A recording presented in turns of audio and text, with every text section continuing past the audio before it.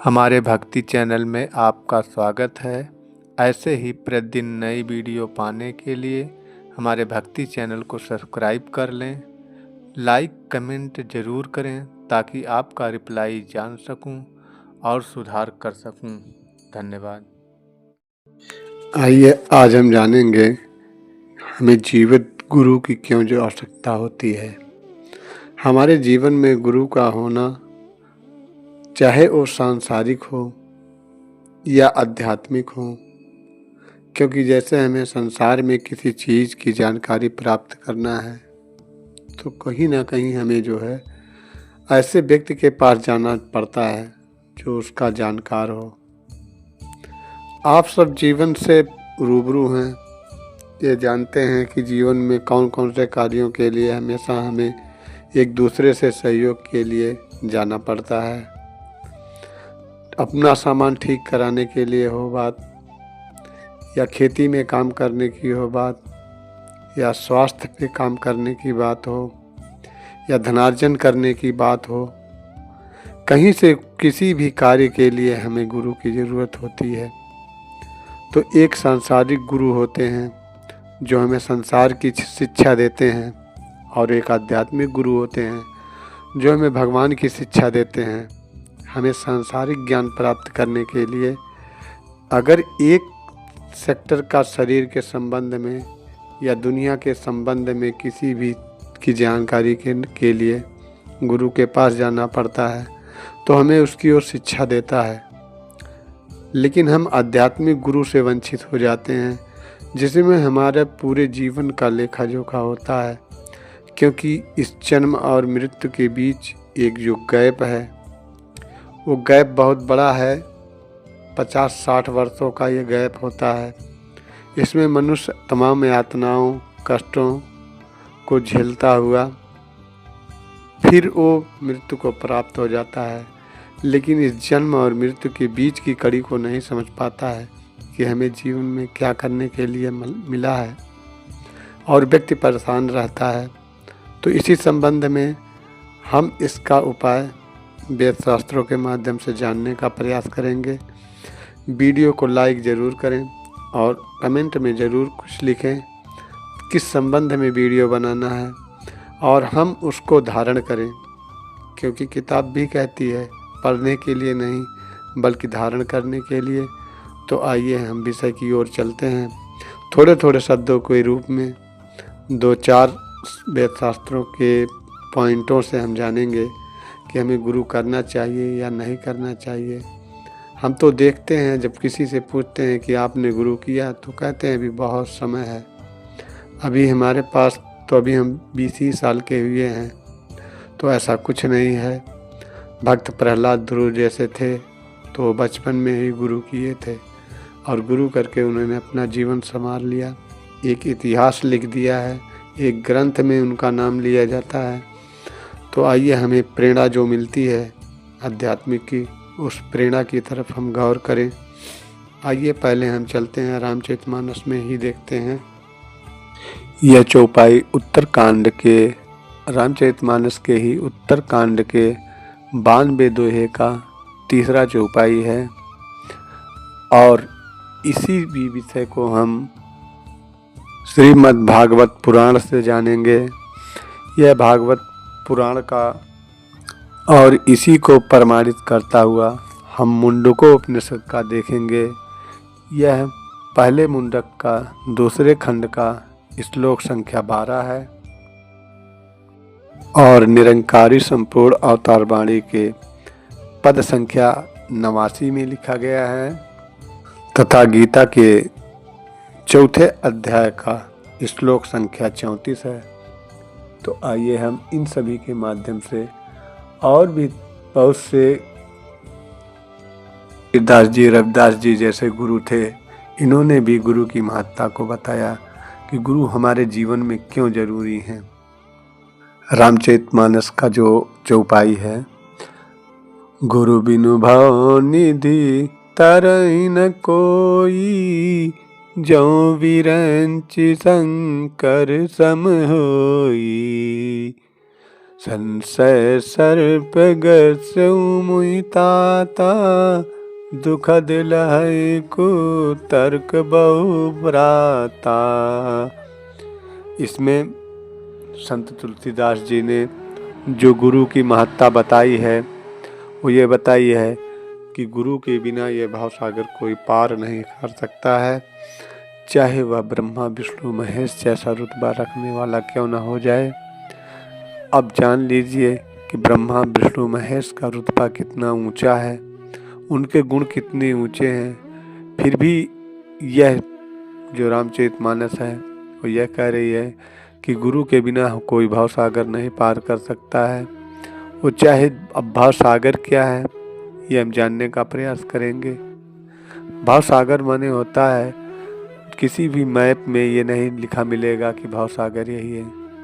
भावसागर एक आध्यात्मिक सागर है जिसमें 84 लाख योनियाँ पड़ी रहती हैं। इन 84 लाख योनियों से मुक्ति पाने के लिए, हम जन्म मृत्यु के बंधन से मुक्त होने के लिए गुरु की आवश्यकता होती है। तो इसीलिए यहाँ पे ये बताया गया कि गुरु की ज़रूरत हमें है। और आगे चलते हैं हम। मुंडको उपनिषद का जो श्लोक है वह श्लोक यह कह रहा है, तद् ज्ञानार्थम सा गुरुमेव अभिगच्छेत, समित पाड़ी श्रोत्रियम ब्रह्मनिष्ठम। यानी अगर हम ब्रह्मा और आत्मा को उसके स्वरूप से जानना चाहते हैं कि ब्रह्म क्या है और आत्मा क्या है, जीव क्या है, तो इसके लिए हमें बड़े श्रद्धा भाव से ऐसे श्रोत्रिय ब्रह्मनिष्ठ के पास जाना चाहिए। श्रोत्रिय माने जो सुना हो और ब्रह्मनिष्ठ हो, यानी ब्रह्म में वो ठहर चुका हो, ब्रह्म का वो जानकार हो, तत्व से जानता उसका हो, तो वो तुरंत हम उसकी शरण में जाएं। अगर हम इस जन्म मृत्यु के या सांसारिक कष्टों से मुक्ति पाना चाहते हैं तो इसके लिए हमें ऐसे श्रोत्रिय ब्रह्मनिष्ठ के चरणों में जाना पड़ेगा जो उसका जानता हो। और वो गुरु से सांसारिक होते हैं, एक सांसारिक गुरु होते हैं, आध्यात्मिक गुरु होते हैं। आध्यात्मिक गुरु को सद्गुरु कहा गया है, स्पिरिचुअल गुरु कहा गया है, डिवाइन गुरु कहा गया है, यानी दिव्य गुरु। दिव्य गुरु दिव्य चीज़ की लखता कराते हैं। तो यह भी एक इशारा कर रही है। और इस संबंध में चलते हैं अब हम निरंकारी अवतार वाणी में। यह कह रही है, आज तक जो हुए हैं जितने, स्वयं किसी ने पाया नहीं, राम कृष्ण और नानक को भी स्वतः नजर यह आया नहीं। जग को राह दिखाने के हित सबने रीति निभाई है, गुरु चरणों की धूली सभी ने अपने शीश चढ़ाई है।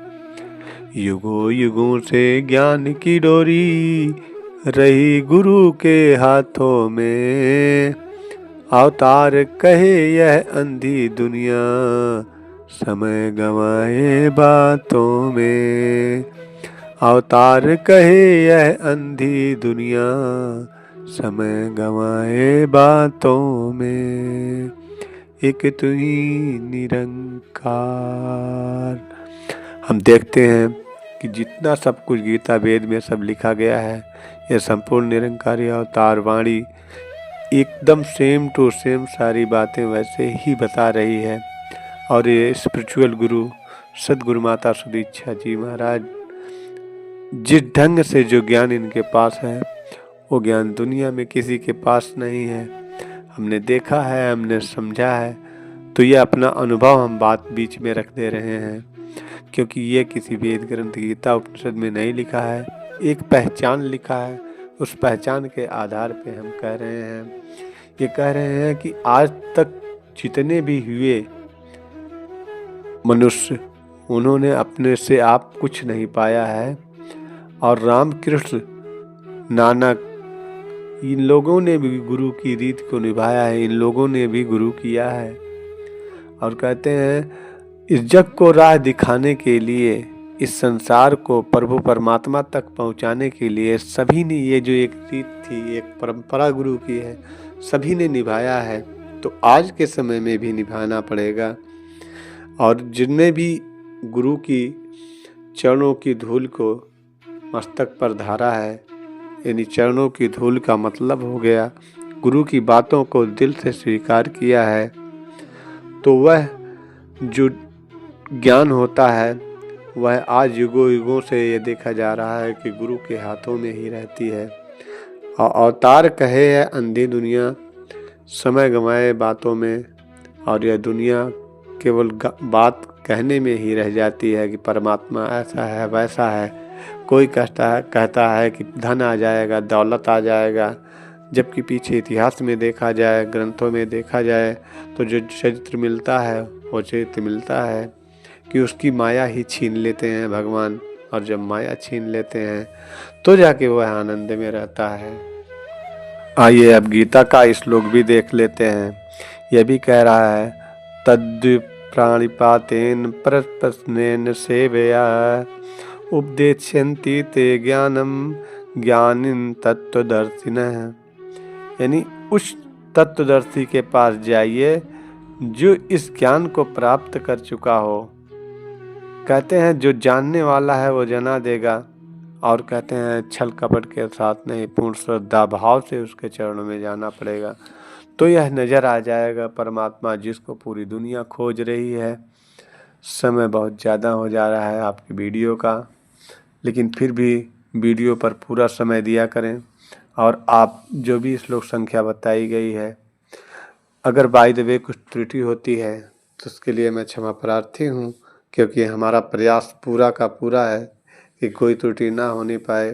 फिर भी हम मनुष्य हैं, गलतियाँ मनुष्य से होती रहती हैं, तो नादान बच्चा समझते हुए बख्श लेना। ऐसे ही भक्तिमय वीडियो पाने के लिए और मनुष्य जीवन का जो उद्देश्य है उसको प्राप्त करने के लिए हमारे चैनल को सब्सक्राइब, लाइक, शेयर, कमेंट ज़रूर करें, ताकि और लोगों का जीवन धन्य हो सके। धन्यवाद।